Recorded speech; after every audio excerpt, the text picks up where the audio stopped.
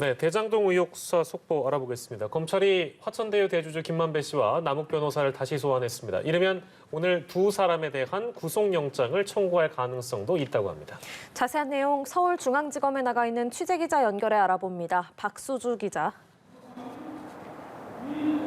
네, 조금 전 화천대유 대주주 김만배 씨가 검찰에 출석했습니다. 김 씨는 오후 1시 25분쯤 도착해 유동규 전 본부장에게 뇌물을 약속했다는 혐의를 여전히 부인하고 있다는 입장을 밝혔습니다.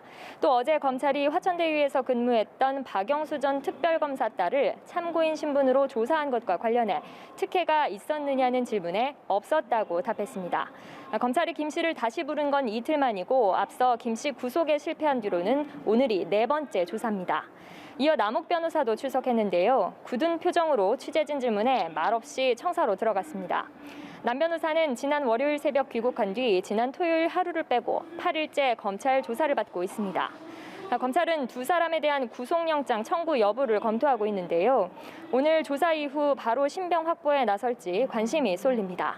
검찰은 두 사람이 유동규 전 본부장과 대장동 개발 이익을 나눠 갖기로 합의한 당사자이자 700억을 약속한 공범이라고 보고 있습니다. 앞서 피의자 조사 하루 만에 김만배 씨에 대한 구속영장을 청구했다 고배를 마신 검찰은 이번에 사자 대질 조사 등을 진행하며 영장 재청구를 준비해왔는데요.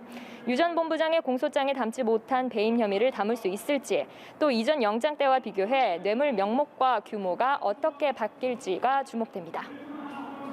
네, 이재명 당시 성남시장에 대장동 관련 보고를 했다는 의혹을 받는 정민용 변호사도 오늘 출석했다고요. 네, 정민용 변호사가 어제 14시간에 걸쳐 조사를 받은 데 이어 연이틀 출석했습니다. 정 변호사는 성남도시개발공사 투자사업팀장으로 대장동 사업 실무를 담당했는데요.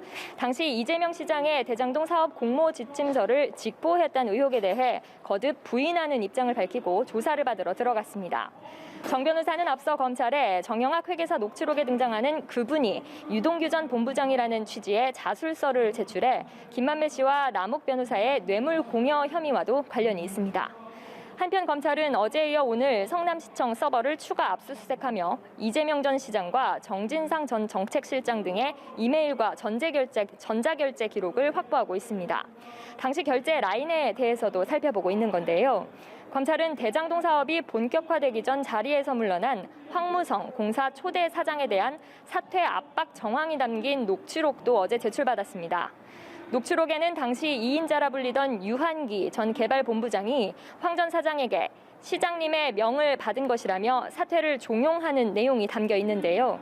검찰은 유 전 본부장의 발언 경위와 윗선 개입 여부에 대한 수사를 이어갈 것으로 전망됩니다. 지금까지 서울중앙지검에서 연합뉴스TV 박수주입니다.